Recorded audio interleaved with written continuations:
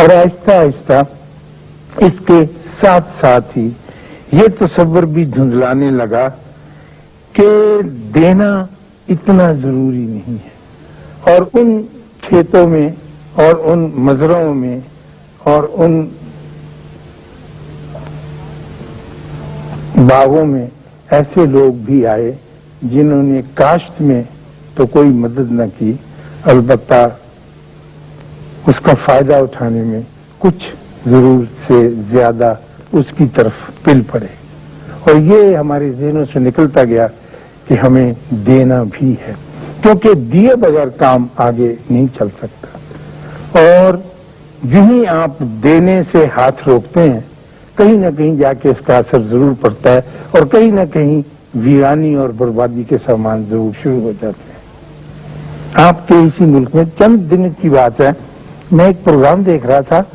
اور میں پوری توجہ اس پہ نہیں دے سکا، لیکن چونکہ کان میرے تیز ہیں اور نگاہ اب کمزور ہونے لگی ہے، لیکن وہ بات جو تھی وہ میں نے سن لی ساری کی ساری۔ کوئی ڈاکٹر تھے، ڈاکٹر شاہ، اور وہ اس لیے تشریف لائے تھے کہ کمپیئر نے یہ سوچا تھا کہ یا حقیقت بھی تھی کہ شاہ اتنے عمر رسیدہ ڈاکٹر نہیں ہے، اتنے بوڑھے اولڈ سرجن نہیں ہے، لیکن اس چھوٹی سی عمر میں انہوں نے بہت سارے آپریشن کی، اتنے ہزار آپریشن کیے ہیں کہ گینس بک میں ان کا نام آتا ہے یا آنے والا ہے یا آئے گا۔ تو میری توجہ ان کی طرف، وہ اچھے سمارٹ سے، پیارے سے، اچھی گفتگو کرنے والے ایک ڈاکٹر تھے، اور وہ بتاتے رہے کہ میں نے کتنی تیزی سے کتنے سارے آپریشن کیے ہیں اور اتنی تیزی سے کیوں کیے ہیں۔ میں مارکی بنانا چاہتا تھا، اور ایک کہتے ہیں کہ میری انگلیوں میں کچھ اس قسم کی ایک رہتی ہے بات،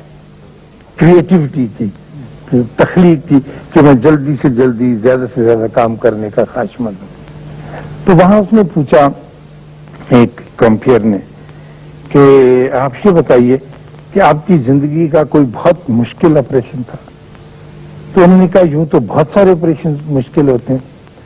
لیکن ایک آپریشن بہت مشکل تھا جس نے بہت زیادہ وقت لیا اور میری بہت زیادہ توجہ لی اور مجھے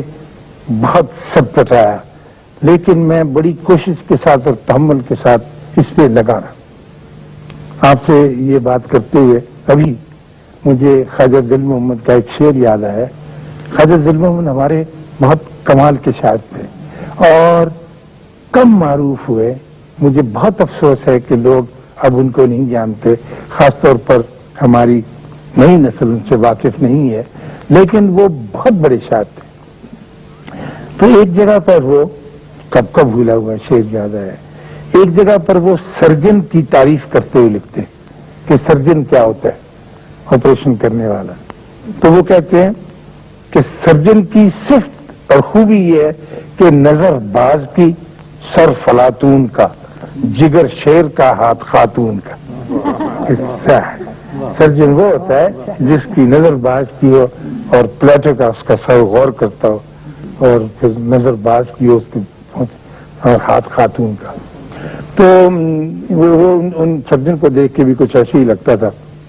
کہ وہ اس انداز کے ڈاکٹر ہیں۔ تو وہ کہنے لگے کہ میں اپنی سرجری میں ہاسپٹل میں تھے کہ اچانک وہاں پر ایک اپاہج آدمی کو، جو ابھی اپاہج ہوا تھا، کوئی ایک آدھا گھنٹہ پیش تھا، ایک چارپائی پر ڈال کر لائے۔ وہ ایک نوجوان تھا جس کی دونوں ٹانگیں تیز دھار آلے سے کٹ گئی تھی، اور ان کے ساتھیوں نے اس کی رانوں پر بڑی مضبوطی کے ساتھ اپنے رومال یا کوئی رسے کٹ باندھے تھے تاکہ جریان خون نہ ہو، ہیمریج نہ ہو اور یہ بچ جائے۔ اور جب میرے پاس پہنچا تو میں اب حیران تھا کہ میں اس کا کیا کروں۔ اس کے فوراً ہی بعد دو آدمی اور بھاگے بھاگے آئے اور انہوں نے کہا کہ جی اس کی ٹانگیں مل گئی، جس تیز دھار آلے سے کٹی تھی اور جس مشین میں کام کرتے ہوئے اس کی دونوں ٹانگیں رانوں سے نیچے اور یا خدا جانے کا پوری روبسٹ صحت مند ٹانگیں، تو وہ دور جا کے کٹ کے گئی۔ تو وہ یہ واقعہ اور یہ سانحہ گزرا تھا پاکستان سٹیل ملز میں، اور ایک بڑا کوئی چکر تیز گھوم رہا تھا کٹاؤدار، جس میں کام کرتے ہوئے وہ قریب آیا کسی سیکشن سے کسی میگنیٹک فیلڈ میں آ جانے کی وجہ سے، بڑا ذہین اور بڑا قابل اور بہت سمجھدار وہ مزدور تھا، اسکل لیول، لیکن اس کی لپیٹ میں آ گیا اور لپیٹ میں آتے دونوں ٹانگ کٹی اور بہت دور جا گئی۔ تو اس کے ساتھیوں نے تلاش کر لی تو وہ ڈاکٹر صاحب کے پاس لے کر آئے، تو لا کے ڈاکٹر صاحب نے کہا کہ وہ میرے لیے ایک بڑا امتحان کا وقت تھا، میں اور میرے ساتھ میرے اسسٹنٹ اور میرے دوسرے ساتھی لگے، ہم کوئی مسلسل 18 گھنٹے اس پہ کام کرتے ہیں، اور اللہ کا فضل یہ ہوا کہ ہم ان ٹانگوں کو جوڑنے میں کامیاب ہو گئے۔ اب خطرہ اندیشہ اور شائبہ یہ تھا کہ بہت ممکن ہے نروز اس کے ساتھ ٹھیک طرح سے نہ جڑی ہوں، جو شریانے ہیں جو وریدیں ہیں وہ بھی اپنی جگہ پر نہ لگی، کیونکہ اتنی بڑی یہ بڑا آپریشن، لیکن ہم خدا سے دعا مانگ کے اس کام کی طرف لگے رہے، اور جب آپریشن ختم ہو گیا تو ہم آپس میں مل کے بیٹھ کے باتیں کرنے لگے ڈاکٹر۔ تو وہ جو اس کے ساتھی تھے دوسرے مزدور، انہوں نے ہمیں بتایا کہ جب ہم اس کو چارپائی پر لے کر چلے ہیں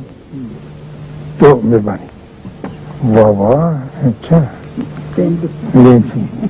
واہ، ہاں جی یہ تو آپریٹ کرنا ہے، ہاں جی بہت مہربانی۔ تو جب اسے لے کے چلے ہیں تو وہ صاحب جو تھا، وہ جو ہمارا شکور اس کا نام بتایا تھا انہوں نے، وہ تھوڑی سی ہوش میں تھا، اس نے اپنے ساتھیوں کو بلا کے کہا کہ مشین بند نہ کرنا، کیونکہ ایک دفعہ اگر یہ مشین بند ہو جائے تو اس کے چلانے میں 10 لاکھ کا خرچہ اٹھتا ہے، کوئی چیز ہوگی ایسی بات کہ، تو یہ اسے بالکل نہ بند کرنا اس خوف کے مارے سے، وہ تو کٹ گیا۔ تو میں نہیں چاہتا کہ میرے ملک کو یا میرے اس کارخانے کو یہ نقصان پہنچے، اور اس کے بعد پھر وہ نیند بے ہوشی کی حالت میں دے گا۔ اب میرا مقصد اس سارے واقعے کو سنانے سے یہ ہے کہ وہ کون آدمی ہے اور وہ کس طرح سے اس ملک کے ساتھ وابستہ ہے، اور ہم کیا کریں اور کدھر جائیں کہ اس کو سلام کر کے آئیں، اور جب تک وہ زندہ ہے اور ہم زندہ ہیں ہمارے درمیان سلام کا یہ سلسلہ قائم رہے۔ انہوں نے پاکستان بنایا، اس کو آگے بڑھایا، لے کے چلے اور اس کے ساتھ ساتھ چلتے۔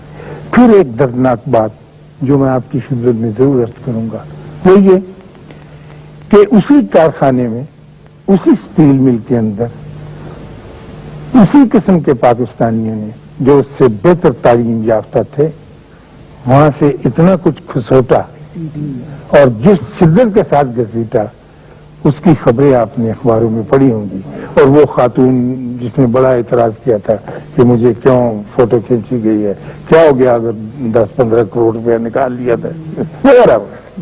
یہ دردناک کہانی بھی ساتھ ہی لے کے چلنی پڑتی۔